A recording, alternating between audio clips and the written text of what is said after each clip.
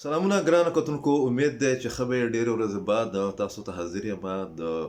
څه نوي خبرونو سره، نوي اپډیټ سره. تاسو به د دې ګرانۍ نه او د دې بدامنۍ نه یقینا چې ډېر زیات پریشان یئ. خو زما همیشه کوشش دا وي چې په دې والا سیشن کې یا نشست کې چې کوم د دهشتګردۍ، د ترهګردۍ او شدت پسندۍ کوم یو لهر را روان دی انټرنیشنلي، یو داسې لابینګ کېږي، یو شوی دی، یو پلانینګ شوی دی چې پاکستان یو ځل بیا جنگ ته راکاږي او زمونږ چې کوم نااهلیانې دي، زموږ چې څومره غیر سنجیدګیانې دي د ریاست په لیول باندې، بیا د فیډرل ګورنمنټ او د پروینشل ګورنمنټ چې کوم غیر سنجیدګي ده د هغې نه پیدا اوچته کړی شي. نو بل طرف ته تازه ترین اطلاعات چې دي هغه دا دي چې د پاکستان چې کوم ملټري اسټابلیشمنټ دی هغې د انټلیجنس په بنیاد باندې د خیبر پښتونخوا په شپږو ضلعو کې یا په څلورو ضلعو کې چې دی د ټارګټډ ملټري اپریشنز چې کوم دي د هغې فیصله کړې ده. بعضې خبرونه داسې هم دي چې د سلاله د لارې د افغانستان په بعض علاقو کې چې ویل کېدل چې هلته کې د ټي ټي پي ټیکانې دي، هلته کې حملې هم شوي دي، خو د هغې تصدیق تر اوسه پورې چې کوم دي هغه لا نه ده شوی. اطلاعات دا دي چې عاصم منیر صاحب چې کله د یو ای او د سعودي عرب د دورې نه واپس راځي د دغه اپریشنونو به آغاز کیږي. خو بل طرف ته موږ وګورو نو د فیډرل ګورنمنټ چې کوم رد عمل دی هغه صرف د دې پورې د هغې سیاست او حکومت محدود دی چې د عمران خان صاحب د فضول بیاناتو او الزاماتو جواب به څنګه ورکوي. موږ ته فیډرل ګورنمنټ د حکومت په شکل کې بالکل په نظر باندې نه راځي. بل طرف ته د خیبر پښتونخوا حکومت باوجود د دې چې د قومي سلامتي کمیټې په اجلاس کې دا فیصله شوې وه چې د پیکس کمیټو اجلاسونه به هنګامي تور راغوښتی کېږي او په هغې کې به د امن و امان او د سکیورټي د دغه پوره صورتحال چې کوم دی د هغې به جایزه اخیستی کېږي، لایحه عمل به اختیارېږي. تېر یو نیم کال نه چې کله جنرال پیس صاحب ایز کور کمانډر پېښور راغلی او په هغه باندې الزام و چې هغه تحریک انصاف سپورټ کوي، د هغه د راتګ نه بعد د اپیکس کمیټۍ خیبر پښتونخوا اجلاس نه دی شوی. خو د دې قومي سلامتي کمیټۍ د فیصلې نه بعد پکار دا و چې هغه اجلاس شوی ځکه چې سن 2 ورځې مخکې د اپیکس کمیټۍ اجلاس کړی دی او پرون یا 2 ورځې مخکې چې دی فیډرل ګورنمنټ هم د اپیکس کمیټۍ یا چې کوم هغه یو میکانیزم یې جوړ کړی دی د مانیټرینګ دپاره یا د اقداماتو دپاره یا جایزه اجلاس چې ورته وایي د هغې انعقاد کړی دی. سن کولی شي فیډرل ګورنمنټ کولی شي خو محمود خان صاحب او دغه حکومت نه شي کولی او دې ته په دغه تناظر کې د کتو ضرورت دی چې کوم تحریک طالبان پاکستان دغه کوم لیټر جاری کړی دی هغې کې 2 پارټیانې شاملې دي او دغه 2 پارټو د شمولیت بنیادي وجه په فیډرل حکومت کې د هغو موجودګي ده، یعنې پیپل پارټي او مسلم لیگ نون. پیپل پارټي او ان پي خو الریډي د هغو په هیټ لیست باندې همیشه پاتې شوي دي او ډېر زیات نقصان یې اوچت کړی دی. نون چې دی هغه چونکې د فیډرل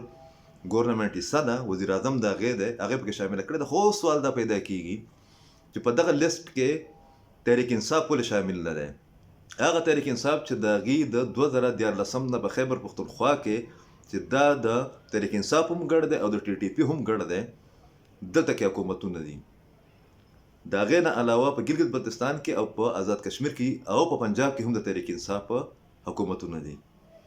په دې باندې نه چا سوال راوچت کو، په دې باندې نه چا نوټس واغستو، نه په دې باندې بحث وشو چې د دغه تھریټ لیست نه دا چې کوم جوړ شوی دی، کوم چې جاری شوی دی باقاعده د تحریک طالبان پاکستان د طرف نه، په هغې کې تحریک انصاف ولې شامل نه دی؟ د دې به اوس سوال راوچتول غواړي چې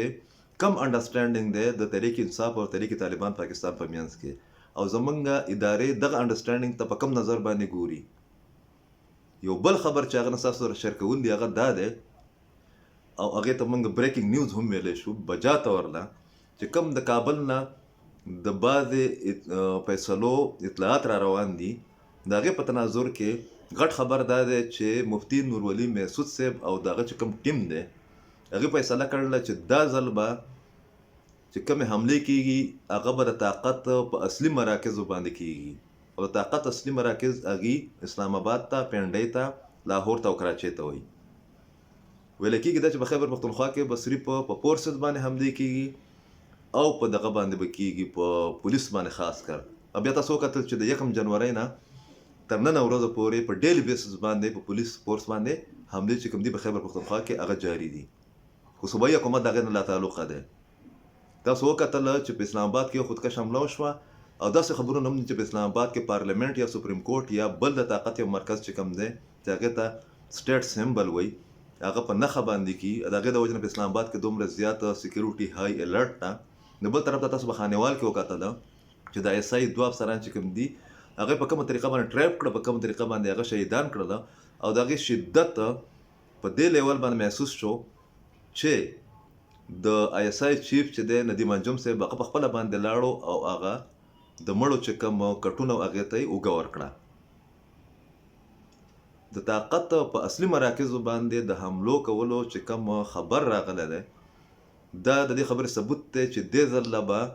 دغه لګېدلی اور چې کوم دی د خیبر پښتونخوا پورې یا بلوچستان پورې محدود نه پاتې کیږي او د هغې پس منظر دا ویلی کیږي الریډي چې دی په دې کې موږ ډېر زیات خلک خبر یو چې مفتي نورولي محسود کو یو طرف ته د جهاد او د شریعت علمبردار دی نو بل طرف ته هغه په دغه والا کاریډور کې یا په دغه والا سرکل کې چې کوم دی د پښتون نیشنلیسټ یا د قبایلي نیشنلیسټ په نوم باندې مشهور دی. ډېر خلک پر دې سره اتفاق نه کوي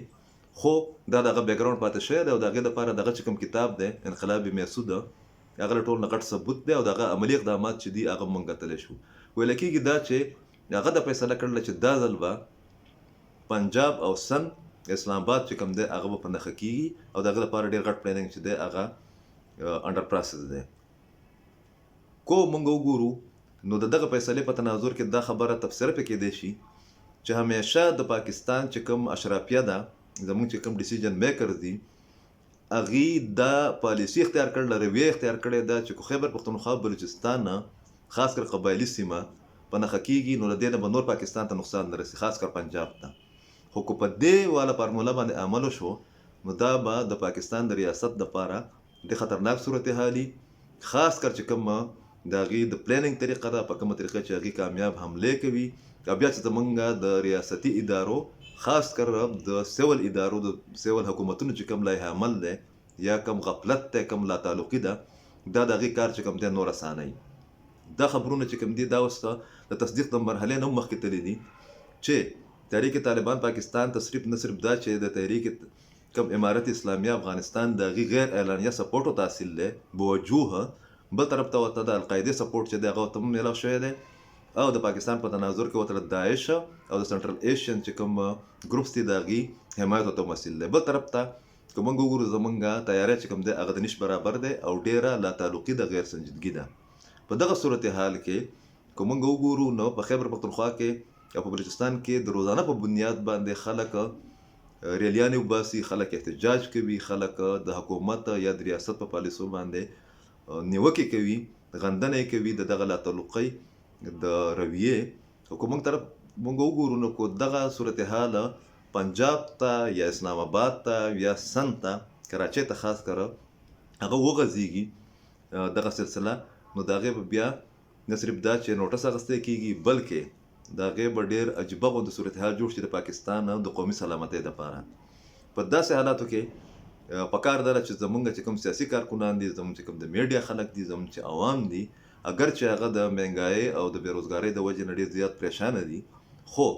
هغې له پکار دی چې په خپلو پارټو باندې په خپلو حکومتونو باندې په خپلو لیډرانو باندې